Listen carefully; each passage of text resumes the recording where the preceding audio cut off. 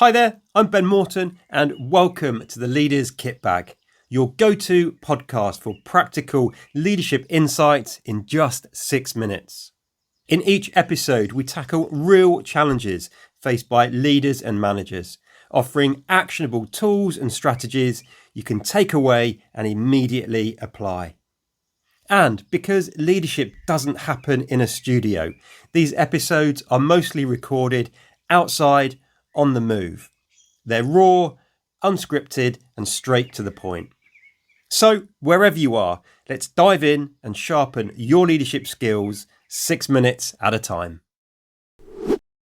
In the last episode of the Leaders Kitbag, I discussed the idea that not every group of people in the workplace is actually a team. And just because we call a group of people a team doesn't mean it actually is one. And if you missed that episode, then you should absolutely go and watch or listen to it next. It's only 5 minutes long and it absolutely will provide you with value. In this episode of Leaders Kitbag though, I'm going to share with you some practical tips to help you get the best from the team, work group or collection of individuals that you happen to be leading. Here's a quick story from my past to help you understand how we need to and how we can change our approach to leadership and management depending on what it is we are actually leading. I once had a boss that me and another colleague both reported into. Me, my colleague, our teams and our boss together formed a team. That boss also had another manager who reported into them, who in turn led a small team. Together, that individual, their team, and my boss were another team. And finally, that boss had another individual that reported into them, whose work had absolutely nothing to do with the rest of us reporting in to my boss. Now, bear with me on this.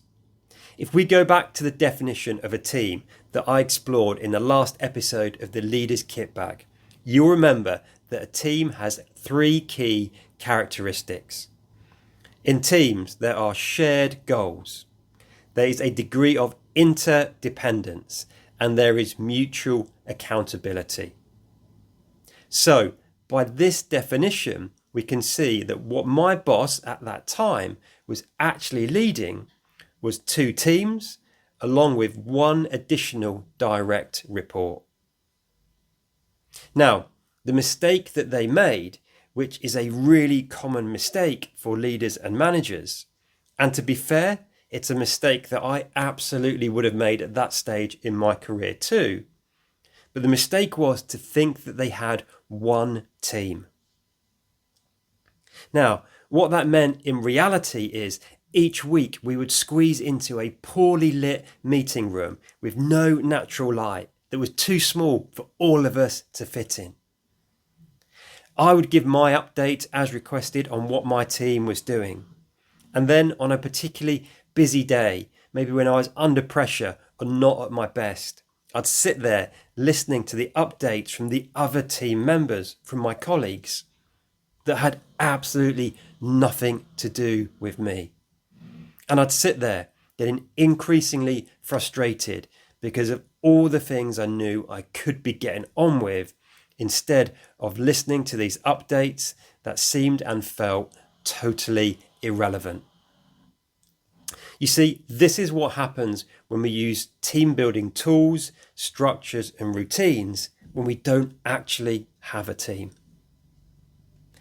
Instead, in that situation, we could have had less frequent all-hands meetings with the key company-wide updates. Or you know what? We could even have got those company-wide updates by email. We could have then had shorter team meetings in our actual teams.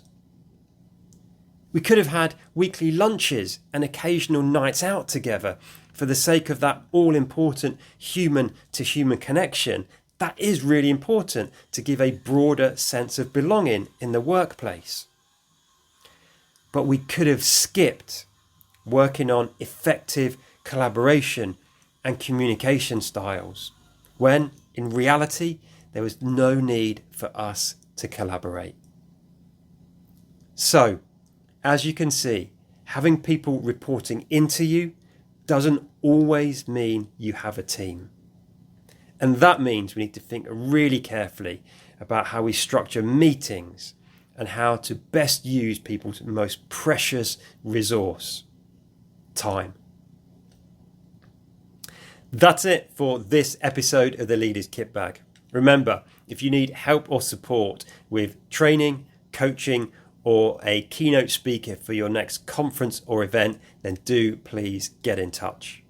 Other than that, look after yourself, look after the people you've got the privilege and responsibility to lead. And until next time, lead on.